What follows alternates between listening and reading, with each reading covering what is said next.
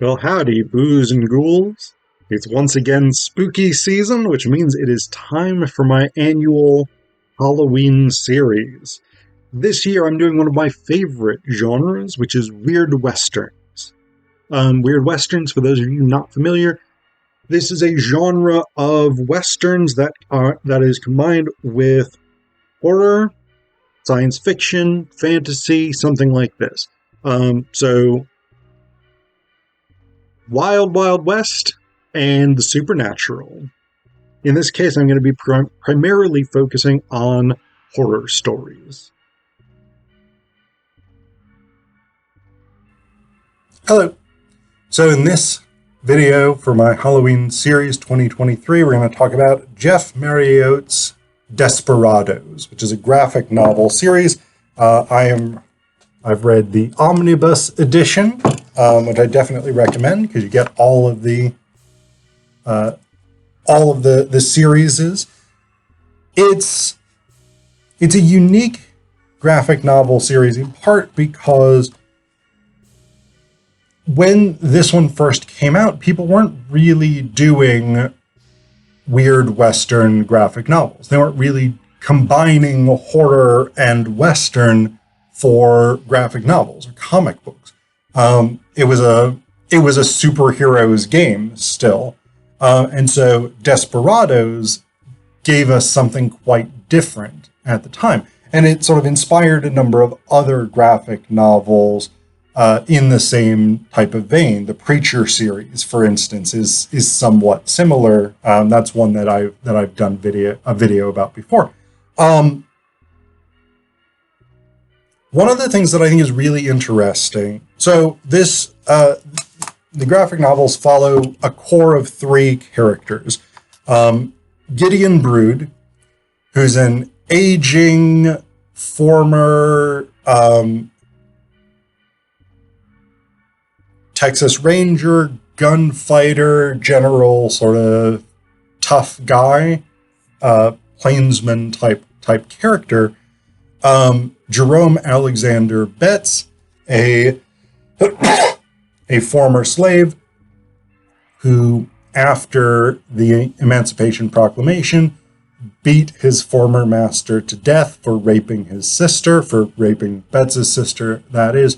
And then he went west and he did a number of different jobs. He was a buffalo soldier. He was a scout. He was a cowboy, various things. And then Abby DeGrazia, who is a half Italian, half Mexican woman who has been a prostitute. She has been a teacher. She has been abused by various men in her life. And so this is one of the, and so she has sort of hooked up with these two guys, and the three of them are chasing in the first issue, A Moment's Sunlight. They are chasing this guy named, let me find his name here real quick. Leander Pike, P-E-I-K. I don't know if I'm saying that right. He's a fictional character, so I'll say it however I want. So Leander Pike, they are chasing him. He killed Gideon's wife and child. Gideon had married an indigenous woman, and they had had a son together. Pike's shtick, Pike himself is half white, half indigenous. And he apparently feels that he is trapped in his identity. He's trapped in his skin specifically. And so what he does is he ritualistically gains power, including the power to become invisible, by murdering indigenous women who are married to white men, and then skinning and tanning the skins of their sons, thus freeing the sons from the prison of their mixed race identity. So yeah, he's a pretty fucked up dude. Not good. Not a good guy. Not a guy you would want to hang out with. And so Gideon is pursuing Pike because Gideon wants revenge for his murdered wife and child. Fair enough. Betts is part of this group because a group of men were going to lynch him more accurately, and Gideon had stopped them, and so Betts sort of decided to ride with him. I don't remember how Abby joined up with them. But she comes on board in part because while she was a prostitute, Pike had tried to cut her, and so now she's kind of seeking revenge as well, but she's got a thing for Gideon, so there's that whole element. The other person we get for the first several series, at least the first three, A Moment's Sunlight, Epidemic, and Quiet of the Grave, is Race Kennedy, who is a sort of very sharply dressed Chicago-born Pinkerton detective who, when he's ordered off the trail of the Pike killings, he leaves the Pinkerton agency to pursue Pike with Gideon, Betts, and Abby.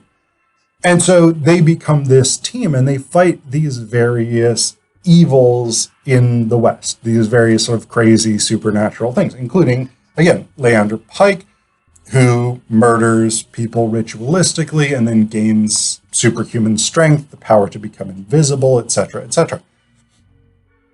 One of the things that's cool about the whole series across the board is that they face a lot of different types of evil supernatural stuff.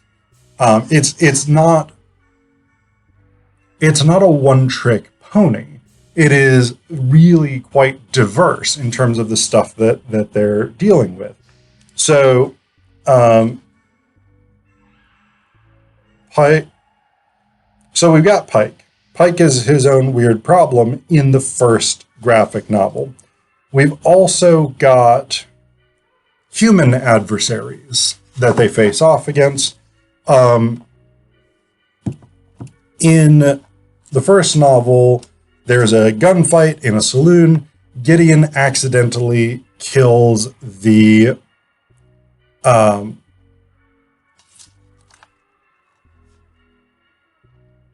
wife of the local sheriff.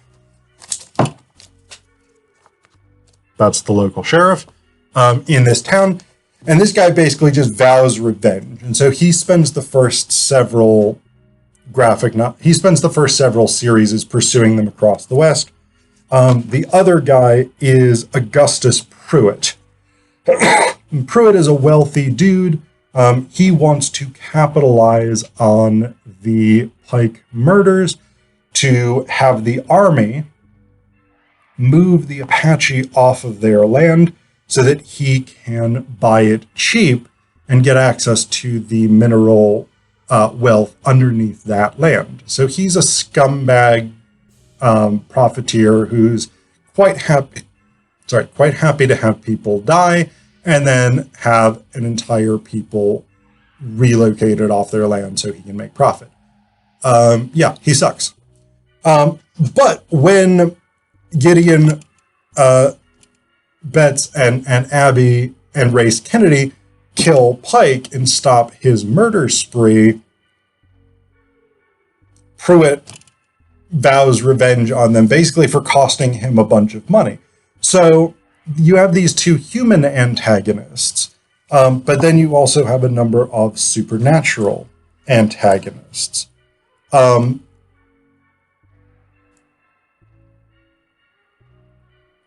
In the second series, interestingly enough, we have a couple of different elements. So the first series, the first set, A Moment's Sunlight, just follows them chasing down Leander Pike. In the second one, Epidemic, you have a couple of different things. One is that you have one of Gideon's old war buddies from the Civil War, and he's dying. He basically gets sort of run over by a train, and he's in the process of dying. And somehow his dying memories seem to trigger a return to the Battle of Chancellorsville. And so this town just sort of gets engulfed in the Battle of Chancellorsville, which was a fairly horrific Civil War battle, in which the woods lit on fire, and actually a number of wounded soldiers burned to death fairly terribly. But it was also heavy combat. And so you have that element of it. Then they go into this town basically to sort of rest up. And what ends up happening is the local priest, who isn't a big fan of theirs in the first place,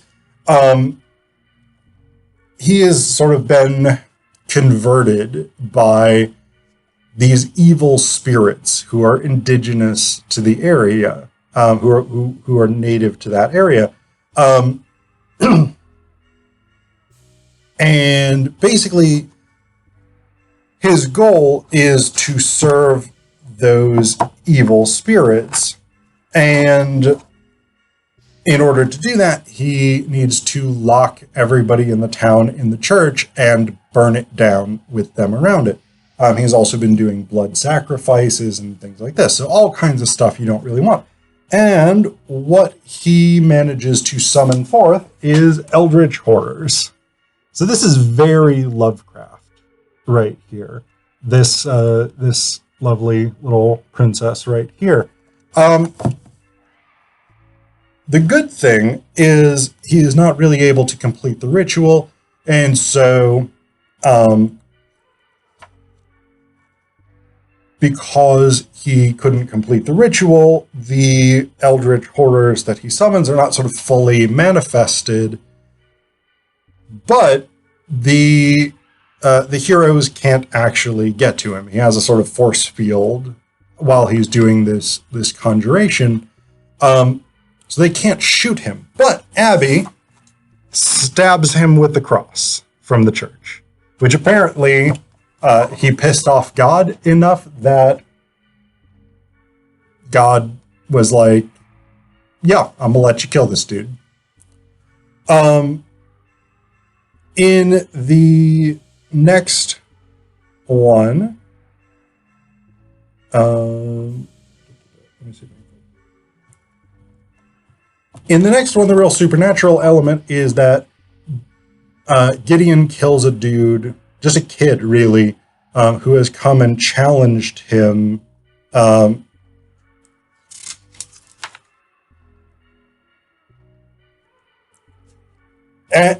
the kid gets brought back. So we get a nice little zombie story. The kid's mom is sad that he's dead, so she takes him to basically a shaman. The shaman brings him back to life, and now he is unkillable, or at least semi-unkillable. But he's also just dedicated to killing Gideon. So here he is, back as a zombie, you know.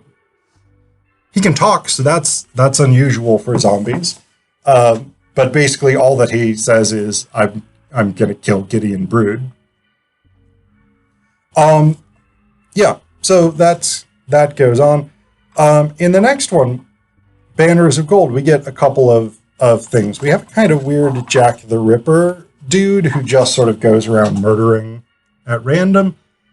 And he does draw some supernatural strength from murdering, it seems. But we also have this medium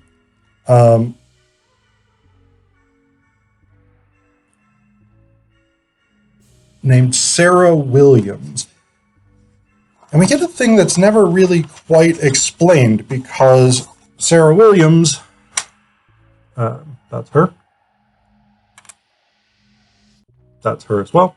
So Sarah Williams hires Gideon to lead a wagon train to take her and a bunch of other people to the railroad station so that she can go back to New England.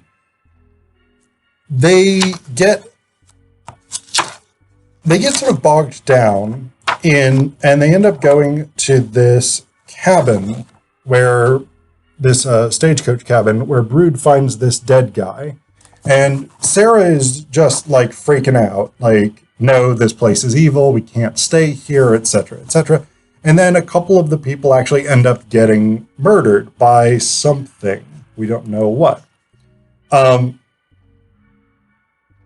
so that's sort of the gist of it.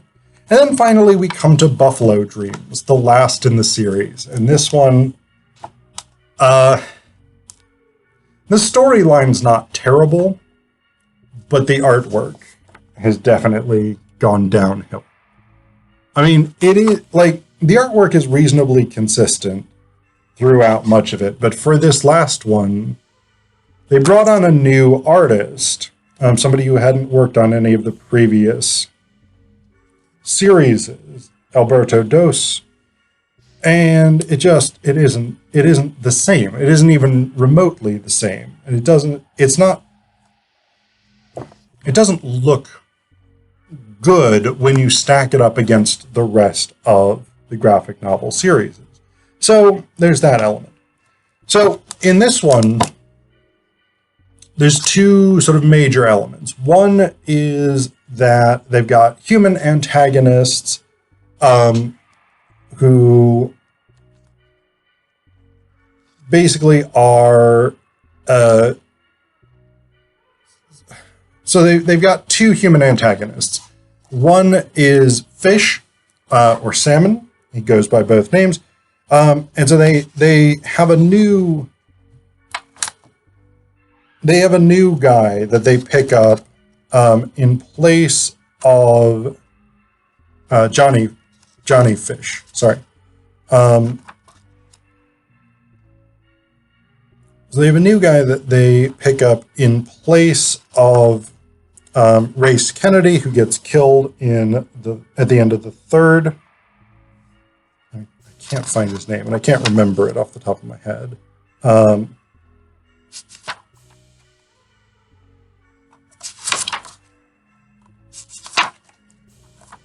It's not super important, but it's bothering me that I can't find it.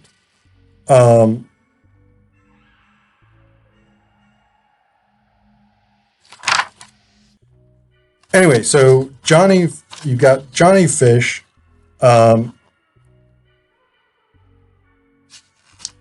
He's an enemy of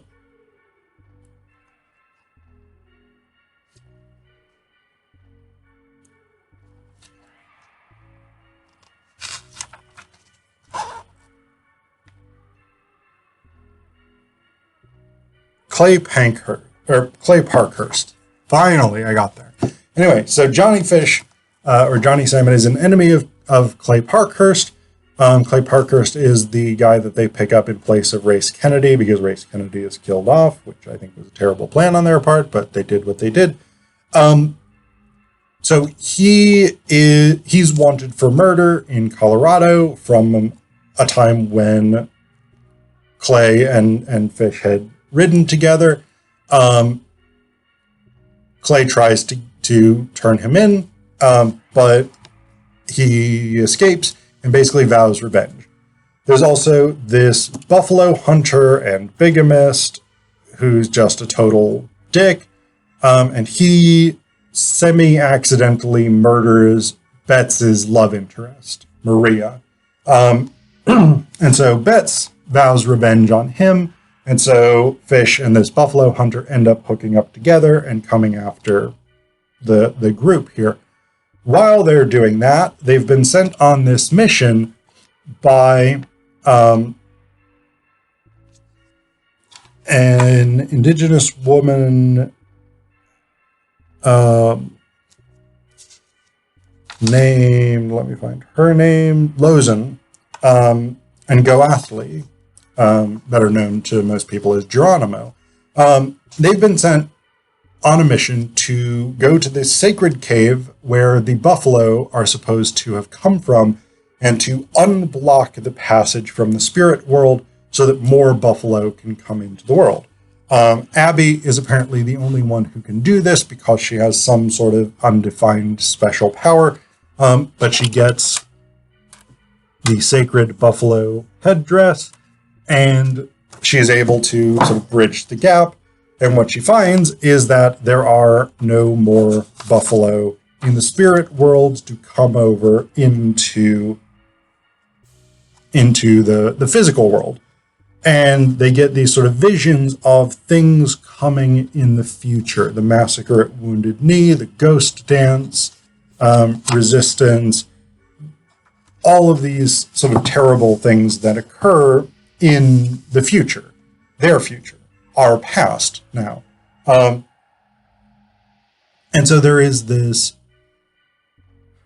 big anti-colonial element here where we have this critique of the way in which